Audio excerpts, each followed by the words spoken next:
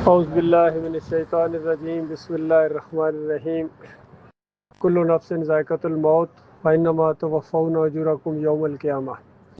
دیکھیے، یاد دہانی ہے، یہ میرے الفاظ نہیں ہیں، یہ قرآن کی بات ہے۔ یہ ہمارے اور آپ کے مالک اللہ کا یہ پیغام ہے کہ دیکھو، ہر ایک نے مرنا ہے۔ دنیا کسی کے لیے ہمیشہ کے لیے نہیں۔ مرنے کے بعد آپ کی پوری زندگی کا جو بھی نامہ اعمال ہے وہ قیامت کے دن آپ کے ہاتھ میں پکڑایا جائے گا۔ آپ کا اپنا نامہ اعمال ہوگا، خود آپ کے اپنے عمل ہوں گے۔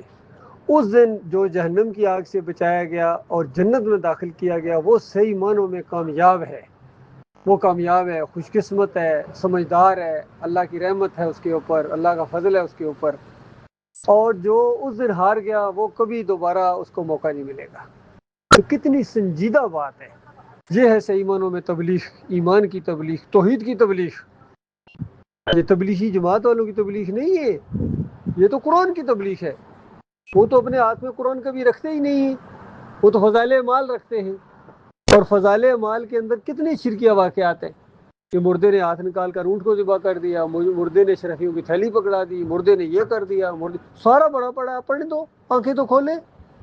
قرآن پڑھیں گے تو مردہ مردہ نظر آئے گا آپ کو۔ اموات غیر احیاء، جن کو پکارتے ہو اللہ کے علاوہ مر چکے ہیں، جو یہ اموات یہ مر چکے ہیں، غیر احیاء، ان کے اندر زندگی کی رمق تک باقی نہیں۔ یہ مشرکین مکہ کو بتایا گیا تھا۔ مشرکین مکہ کس کو پکارتے تھے؟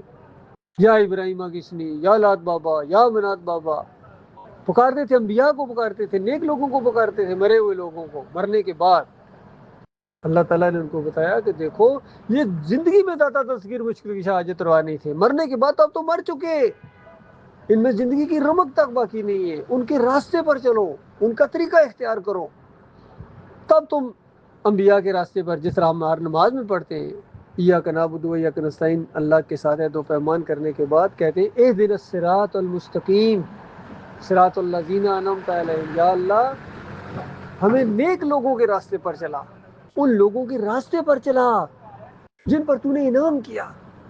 کہتے ہیں نہیں کہتے؟ ان لوگوں کا راستہ مانگ رہے ہیں۔ پورا قرآن اللہ نے کھول دیا، یہ ہے ان کا راستہ۔ وہ اللہ کو پکارتے تھے، مشکل مصیبت میں اللہ کو پکارتے تھے، جب کبھی مصیبتیں آتی تھی صبر کرتے تھے۔ سورہ یوسف پڑھو، کتنی زبردست دو انبیاء کے صبر کی داستان ہے۔ کتنی صبر کیا یعقوب علیہ السلام نے، کتنا یوسف علیہ السلام نے صبر کیا۔ اور پھر جب اللہ تعالیٰ نے وہ آزمائشیں ختم کر دی اور ساری مشکلات ختم ہو گئی، بادشاہ بن گئے، وہ مصر کے بادشاہ بن گئے، بھائی بھی وہاں آ گئے، اور اس کے بعد شکر گزاری کے طور پر اللہ کے سامنے سجدہ ریز ہو گئے کہ مالک تیرا لاکھ لاکھ شکر ہے۔ یہ ہے انداز انبیاء کا، یہ طریقہ ہے ان کا۔ اچھے حالات لائے، شکر کرو اس کا۔ برے حالات آ جائے، صبر کرو، چوریاں ڈاکے نہیں کر رہے، جھوٹ نہیں بول رہے۔ یہ ہے انبیاء کا راستہ۔ آج ہماری قوم کے اوپر جو اللہ کے عذاب کے کوڑے برس رہے ہیں، اسی شرک کی وجہ سے۔ تبلیغ شرک کی کر رہے ہیں، ایمان کی تبلیغ نہیں کرتے۔ مسئلہ یہ ہے، لوگوں کو بتاؤ یہ مزار کچھ نہیں کر سکتا ہے، یہ گنبد، یہ پیر، یہ تعویذ گنڈے، امام زمان، یہ ختم، یہ گراؤنڈ کرو ان کو، اللہ کی طرف آ جاؤ، آخرت کی طرف فکر کرو۔ یہ ہے صحیح معنوں میں تبلیغ۔ غور کرو، یہ ہوا کون چلا رہا ہے جو بھی محسوس ہو رہی ہے؟ یہ زمین کس نے بنائی جس پہ اوپر ہم کھڑے ہیں؟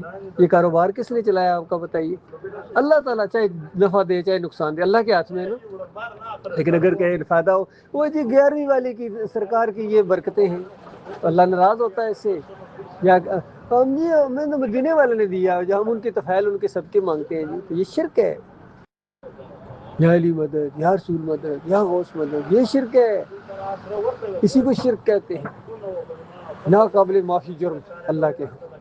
مالک فرماتا ہے یہ اگر لے کے آگے تو وہ نمک حرامی اور غداری ہوگی، کبھی معاف نہ کرے۔